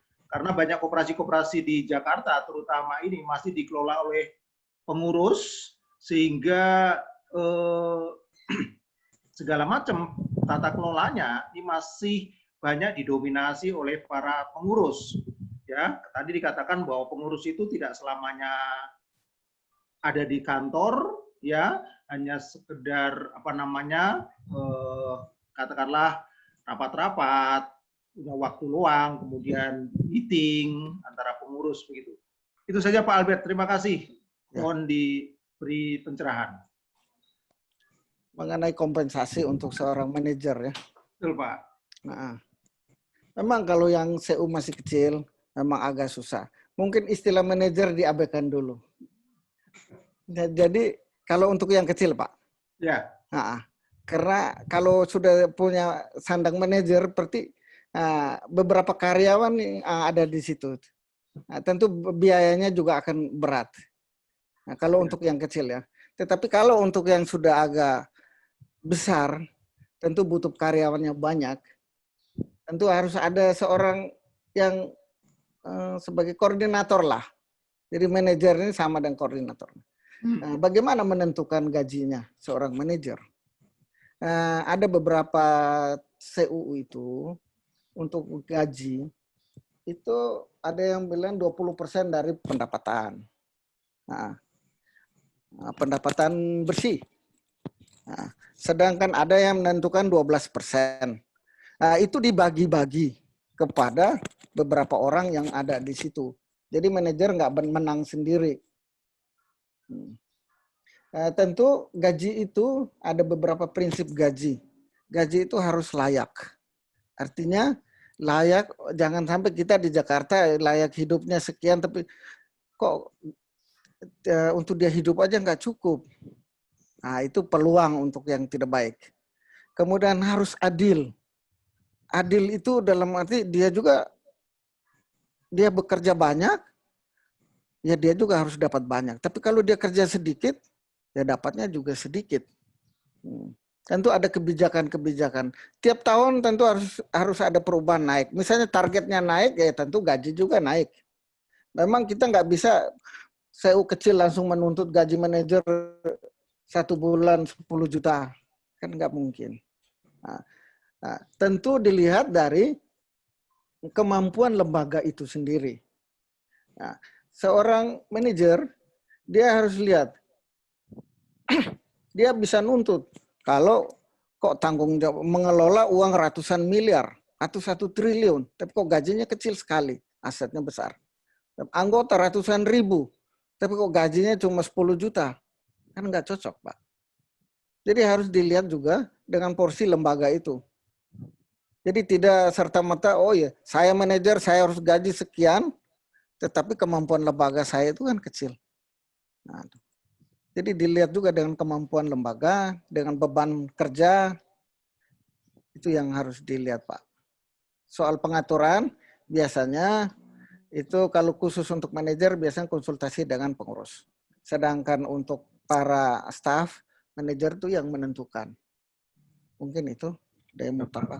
Oke, terima kasih. Barangkali boleh ditambahkan lagi pertanyaan kualifikasi Pak. Kualifikasi pendidikan. Itu kira-kira apakah background-nya itu harus menguasai statistik, menguasai akuntan, atau seorang yang katakanlah bergerak di bidang ya sosial begitu saja seperti hukum. Mungkin background-nya lebih mengarah kemana atau seperti apa? Seperti pendidikan. Karena ini yang dikelola adalah keuangan. Apakah background-nya harus seorang ekonom, akuntan, atau seperti apa? Sebetulnya kalau kualifikasi ya pendidikan itu lebih bagus kalau karena kita rata-rata keuangan ya. Ya. Jadi orang harus mengerti keuangan juga, mengerti laporan keuangan, bagaimana membaca, menganalisa. Tetapi kalau orang yang tidak mengerti untuk laporan keuangan, agak susah juga ya Pak, sebetulnya. Tapi bisa-bisa aja dengan prinsip sekarang. Seorang manajer tidak harus ahli segalanya. Tetapi kalau dia tidak tahu apa-apa juga susah kan. Jangan jadi boneka saja. Itu soal kualifikasi. Tingkat pendidikan. Ya kalau pendidikan terlalu rendah itu juga kalau sekarang ya SMA Pak. Ya kalau memang dia punya pengalaman cukup nggak masalah. Ya. Kalau kita tentukan harus S2, mampu nggak kita bayar seorang S2? Nah, itu. Lembaga kita kuat nggak untuk membayar itu? Tentu ada target yang harus dibuat. Misalnya ya, kamu mau gaji besar, harus kerja keras. Kemudian pendidikan kamu juga harus dilihat. Kalau kamu pendidikan rendah tapi kasih jabatan tinggi, mampu enggak? Tentu butuh pengalaman yang cukup untuk itu. Itu aja, terima kasih. Iya. Oke, baik Pak, terima kasih. Ya. Pak Albert, boleh saya menanggapi Pak Albert? Ya. Lanjut aja Mbak Yuyun.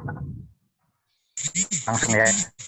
Oke Pak Albert, begini, tadi ada disampaikan satu hal yang menyatakan tentang kontrak manajer ya. Ya. Kalau saya pelajari di beberapa dokumen terdahulu memang ada disebutkan demikian mengenai kontrak manajer ya. Jadi manajer itu dikontrak gitu ya. Manajer itu kontrak dengan periode evaluasi tertentu, dia bisa dilanjut atau bisa juga tidak gitu ya. Tetapi sepanjang pemahaman saya itu adalah diadop dari materi dari luar Pak. Ya, jadi CUCCC dari luar ya. Aslinya mungkin di negara sana seperti itu. Tetapi untuk ketentuan Undang-Undang nomor 13 tahun 2003 itu dinyatakan tidak demikian, bahwa seseorang hubungan kerja itu ada dua, waktu kerja tertentu atau kontrak dan tidak tertentu atau karyawan tetap. Nah, kalau seorang manajer itu misalnya bagian dari manajemen yang statusnya adalah karyawan tetap, maka tidak ada hukumnya bahwa yang bersangkutan adalah dikontrak jabatannya, gitu ya. Jadi di undang-undang tidak ada yang menyatakan demikian, sehingga kalau akan diperlakukan mungkin akan bertentangan atau batal demi hukum. Lalu bagaimana seorang manajer itu akan dilakukan evaluasi? Nah, sebetulnya ada mekanismenya. Di undang-undang itu dinyatakan bahwa dia bisa dikenakan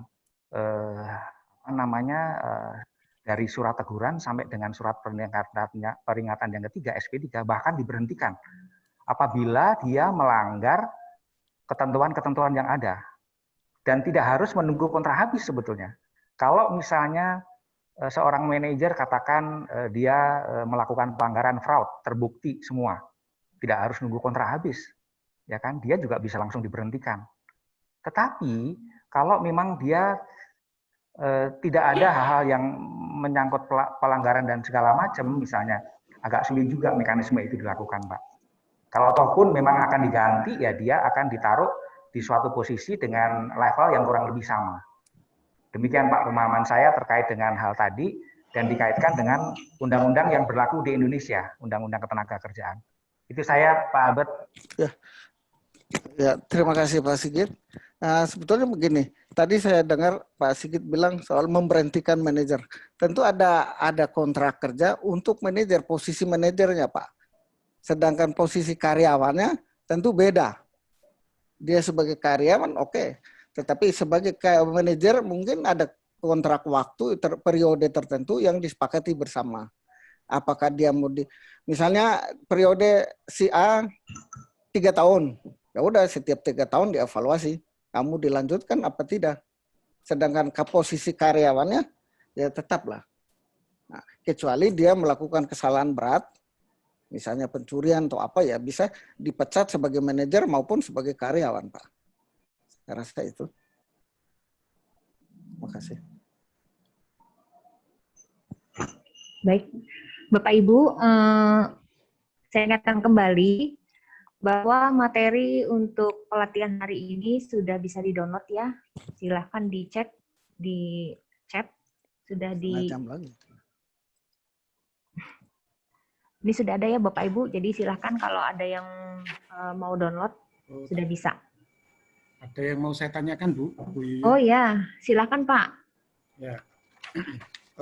Tadi disampaikan mengenai kontrak kerja manajer. Nah, apakah masa kontrak manajer ini harus mengikuti masa bakti atau masa kerja pengurus? Kalau misalnya pengurus periodenya 3 tahun, 3 tahun, apakah manajer itu juga harus dikontrak jabatannya 3 tahun, ataukah bisa misalnya 5 tahun gitu?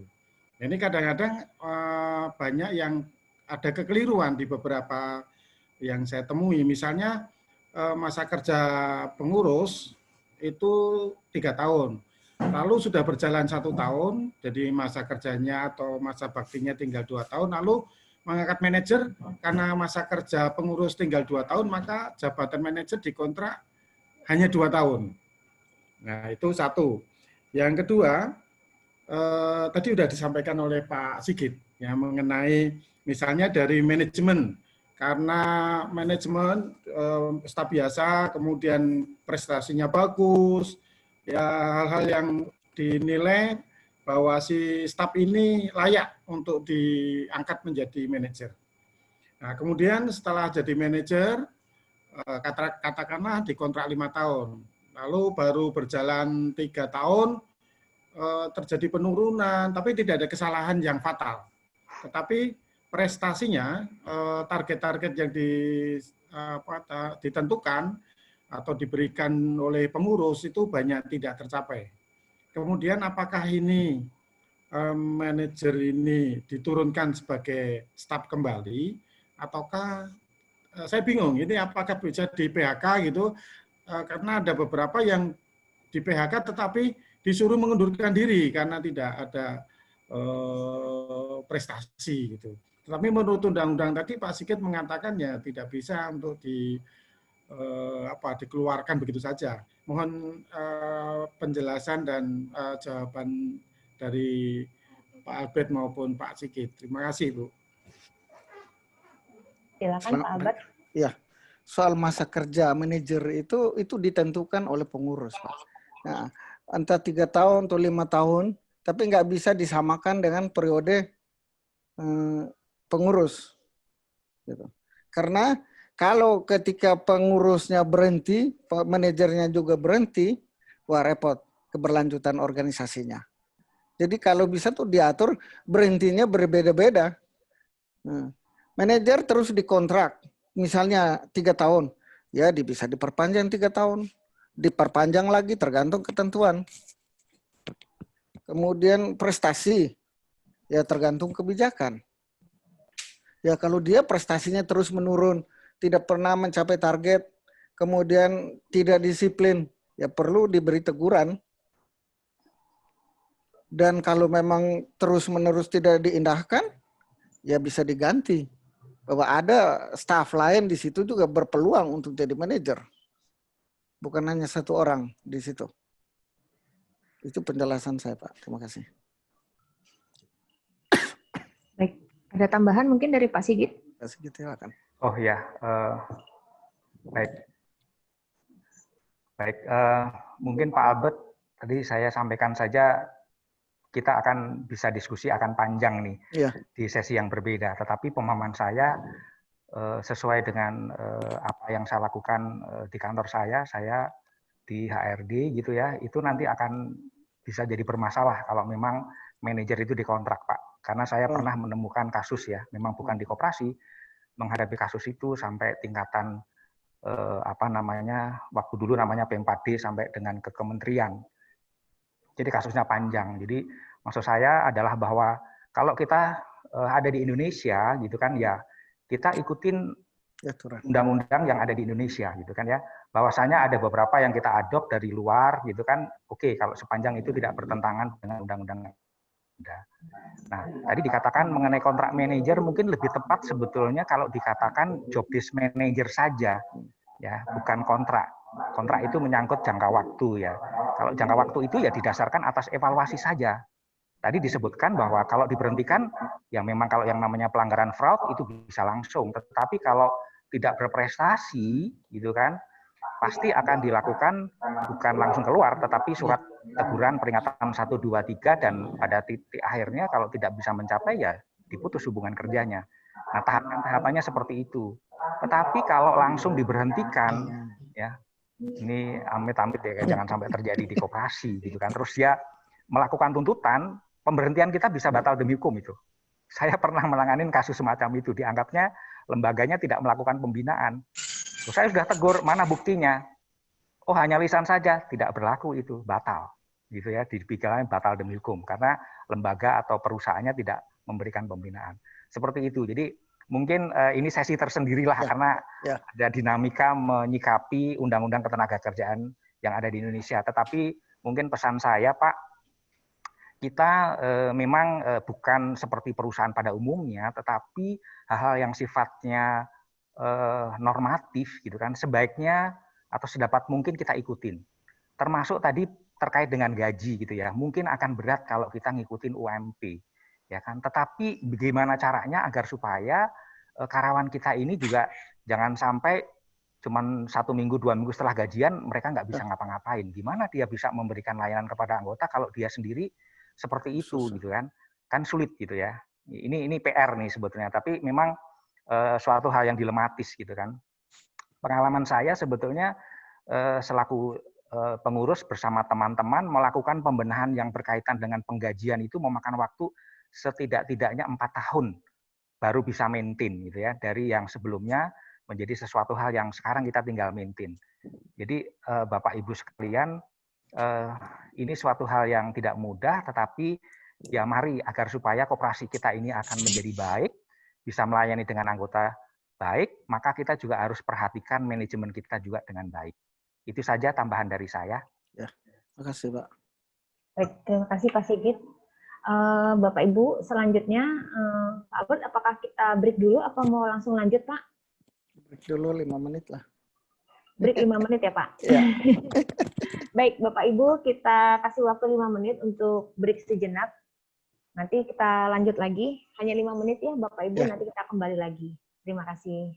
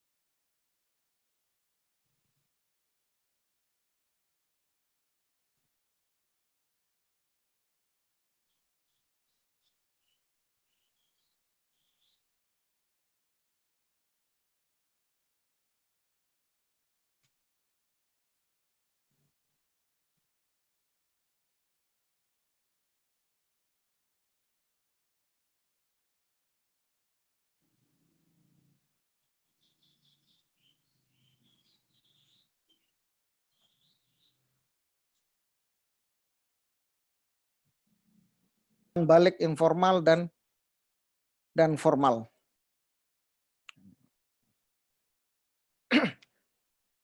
Training dan development, pengembangan, meningkatkan kinerja pegawai dan memperluas mobilitas. Perubahan dan pertumbuhan pegawai ditunjang dengan training. Jadi pegawai harus beri peluang untuk belajar. Nah, staf-staf harus dikasih kesempatan untuk ikut pelatihan-pelatihan di luar. Karena yang saya ingat ya, ada satu kali pertemuan saya bilang bahwa pegawai itu harus diberi untuk terus belajar. Tapi apa jawaban teman saya? Nanti pegawainya lebih pintar daripada pengurus. Nanti katanya pegawai nanti membohongi pengurus. Sebetulnya menurut saya itu satu jawaban yang keliru. Ya, pengurus kalau mau pintar ya belajar, bukan membatasi orang untuk belajar.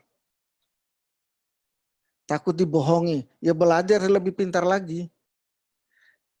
Waktu itu saya jawab agak keras, saya bilang silakan mempekerjakan orang bodoh di CU Anda. Kalau seperti itu prinsipnya. Kemudian mengembangkan pegawai dapat dianggap sebagai investasi. Jadi jangan kirim pegawai hanya takut biaya tinggi. Padahal apa yang dia dapat hari ini, dia akan melanjutkan itu untuk terus-menerus selama dia bekerja di CO. Jadi merupakan sumber motivasi, sumber membantu pegawai agar menampilkan potensi penuhnya. Jadi kalau dia pintar, dia akan bekerja dengan baik. Ketika bekerja dengan baik, CU akan maju. Tapi kalau pegawainya bodoh-bodoh, nggak mungkin CU akan maju.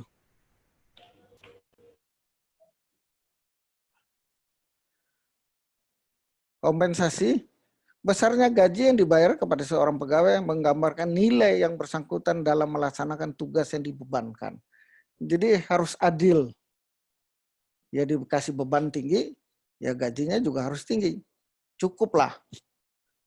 Sistem pembayaran dan benefit yang digunakan CU untuk menghargai para pekerja.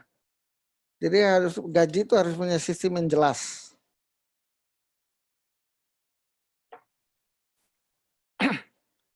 Hubungan karyawan, yaitu penyelesaian perselisihan antara pegawai dan supervisor mereka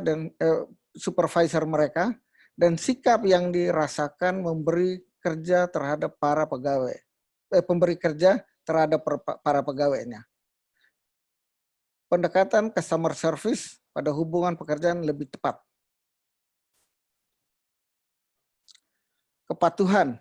Nah ini tadi sudah disinggung bahwa karyawan artinya harus patuh kepada undang-undang tenaga kerja, undang-undang lain yang berkaitan dengan pekerjaan. Kredit union seharusnya memiliki program kepatuhan atau compliance yang dituangkan dalam kebijakan HRM. Jadi harus ada peraturan kerja, peraturan karyawan.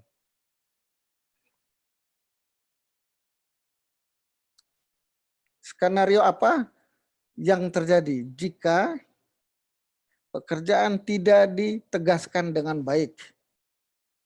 Maka tidak efektif dalam penggajian, tidak jelas. Menetapkan kompensasi yang adil dan realistis, menilai kinerja, penugasan kerja, promosi, transfer latihan, dan pengembangan staf. Kedua, kemungkinan tidak mampu mempertahankan orang agar akuntabel, mengembangkan anggaran yang akurat, atau rencana jangka panjangnya. Berikutnya, jika tidak ada perencanaan untuk merekrut pegawai atau staf, maka staf tidak memiliki dukungan yang kuat untuk menunjukkan kemampuan terbaiknya. Kebutuhan pegawai tidak terpenuhi untuk keinginan untuk berprestasi, menerima tantangan, keselamatan, status, pengakuan dari atasan, penghargaan terhadap kinerjanya. Kemudian skenario apa yang terjadi jika tidak ada sistem manajemen kinerja yang terus-menerus, maka staf tidak memiliki dukungan yang kuat untuk menunjukkan kemampuan terbaiknya. Jadi, kedua, kebutuhan pegawai tidak terpenuhi untuk keinginan untuk berprestasi, menerima tantangan, kemudian keselamatan, status, penghargaan, dan penghargaan dari atasan, pengharapan terhadap manajemen. Berikutnya, jika tidak ada proses pelatihan dan pengembangan, maka staf tidak tumbuh secara profesional. Tidak cocok pelatihan dengan kebutuhan. Jadi dikirim misalnya staf kredit, ya harus tentang perkreditan. Kemudian pelatihan tidak memberikan dampak pada organisasi. Jadi kalau tidak jelas pelatihannya. Jika tidak ada paket kompensasi yang kompetitif, maka meningkatkan risiko legal dari jadi orang akan nuntut. Administrasi kompensasi yang tidak efisien, rendahnya tingkat kepuasan staf, tingginya mutasi bergantian staf, rendahnya tingkat inovasi, tidak mampu menarik orang-orang yang berkualitas.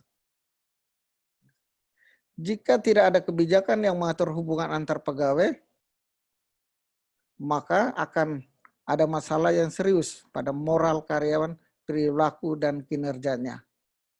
Jadi peraturan karyawan harus jelas sampai tingkat mengatur bukan pribadi ya. Jadi tentang misalnya ada hubungan keluarga atau suami istri bekerja di CU yang sama. Nah, itu yang harus dihindari. Kemudian jika tidak ada program kepatuhan, maka CU mungkin akan menghadapi risiko yang tidak dapat diantisipasi seperti kasus ketenaga kerjaan. Nah, ini mungkin tadi agak disinggung oleh Pak Sigit tadi.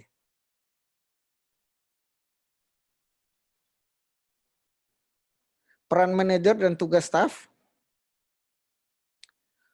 formalitas dan ikatan tanggung jawab yang ditugaskan pada masing-masing posisi.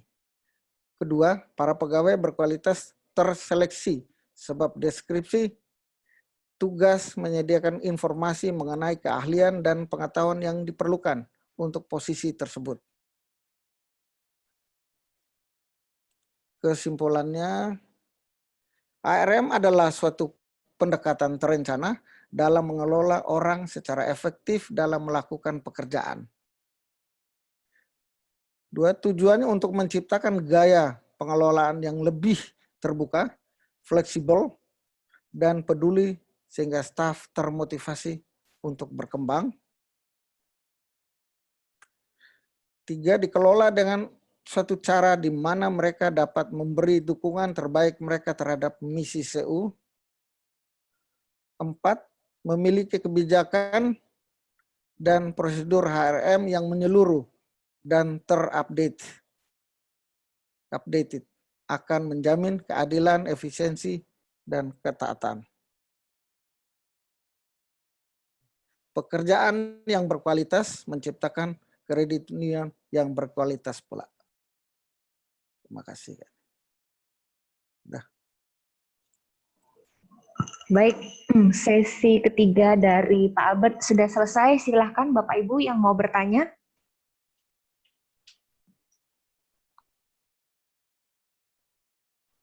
Sebelumnya Pak Albert, ini ada pertanyaan via chat dari Pak Franciscus Sukirman. Besaran gaji bagi koperasi yang beraset kurang dari 5 miliar. Dengan mengangkat manajer layaknya berapa? Manajemen 3 orang terdiri karyawan dan manajer. Udah boleh? Ya Pak. Ya, sebetulnya kalau gaji itu dilihat dari pendapatan. Bukan hanya dilihat dari aset dan bukan hanya dilihat dari jumlah anggota.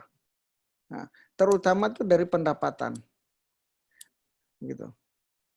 Layaknya berapa itu tergantung kebijakan. Jadi harus hitung juga, jangan terlalu kecil. Kalau di bawah UMR nanti repot. Nah, apalagi seorang manajer sudah sebut manajer, gaji di bawah UMR.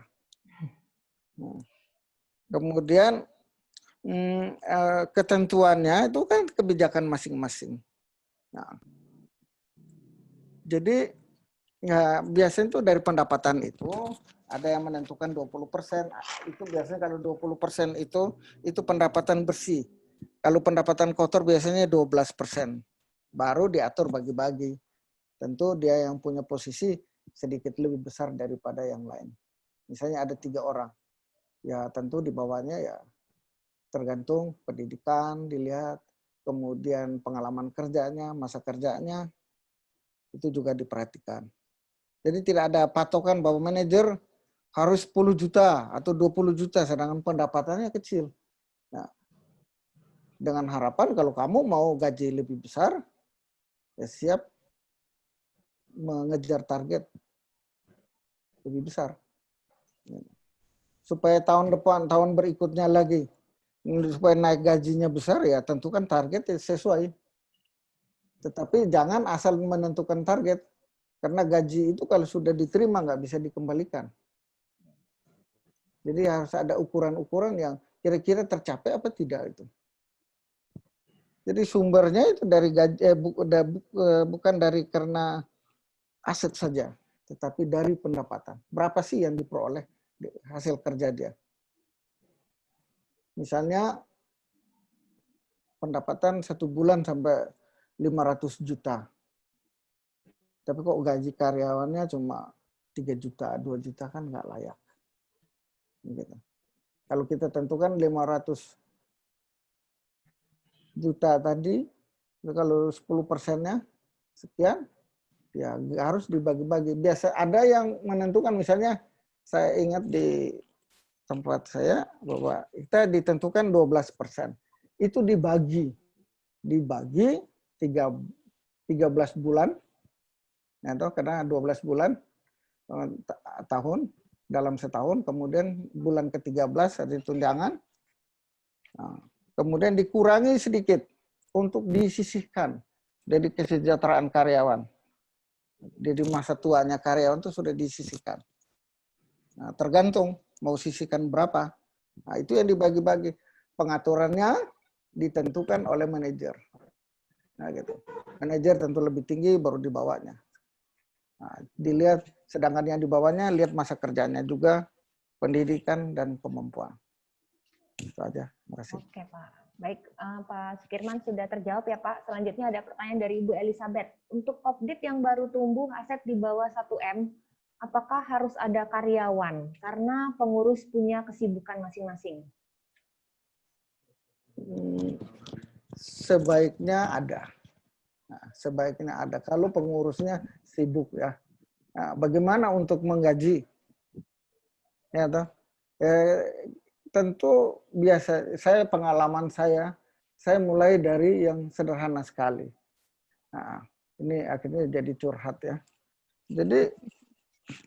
Jadi waktu itu kami minta kerjasama dengan paroki, ya. Jadi karena CU belum mampu membiayai karyawan, kerjasama dengan paroki. Ya, bulan ada subsidi berapa gitu. Selama 3 tahun apa 4 tahun gitu kalau nggak salah. Nah, itu harus kerjasama yang baik dengan PSN-nya, dengan Dewan Parokinya. Jadi sebaiknya segera. Ya, kalau parokinya mendukung, kalau enggak ya udah repot. Mau tanya, kamu mau makan juga kan? Apa saya juga makan lah. Ya bukan maksudnya. Boleh saya langsung. Dan Pak Albert, tadi pertanyaan Ibu Elizabeth sudah dijawab ya Pak? Ya. Jadi sebaiknya memang harus ada manajer ya Pak? Iya, sebaiknya. Baik. Mungkin begini, istilah manajernya dibatasi dulu. Oke. Petugas lapangan lah, kalau masih kecil. Penanggung jawab harian. Karena kalau sebut langsung manajer itu biasanya, waduh, manajer kok gaji semua segitu. Iya, no? Sebaiknya anggaplah itu petugas lapangan atau bagaimana lah istilahnya disederhanakan. Sambil melirik-lirik, orang ini cocok nggak untuk jadi manajer di kemudian hari? Saya tanya Bu Yuyut. Ya. Pak, sebentar maaf, ini ada pertanyaan dulu dari Pak Yusuf. Biaya manajemen 12% dari pendapatan kotor atau 20% pendapatan bersih dan disesuaikan dengan kemampuan organisasi. Persentase semakin turun jika pendapatan semakin besar. Ini bagaimana Pak tadi penjelasannya? Silakan Pak Albert. Oh, pendapatan kotor dan pendapatan bersih itu kan beda. Nah, pendapatan bersih kan cuma 12%. Kotor. Dia lebih besar. Sedangkan pendapatan bersih itu biasanya hanya pokok ya. Dari bunga, service fee, dan denda kalau nggak salah. Itu. Nah, kecil kan. Itu. Oke. Nah, Berarti itu 20%. 20% pendapatan bersih gitu ya Pak? Iya. Sedangkan kotor tadi dia persentase lebih kecil. 12%. Semua pendapatan termasuk pendapatan lain-lain. Bunga bank juga dihitung. Atau ini ada usaha lain apa itu juga dihitung. Oke. Ya, silakan Pak Mateus tadi pertanyaannya. Terima kasih Bu Yun. Jadi Ya, Pak Albert, tadi dikatakan mengenai penggajian tentang manajer itu kriterianya, tentu ada kriterianya. Kalau sudah besar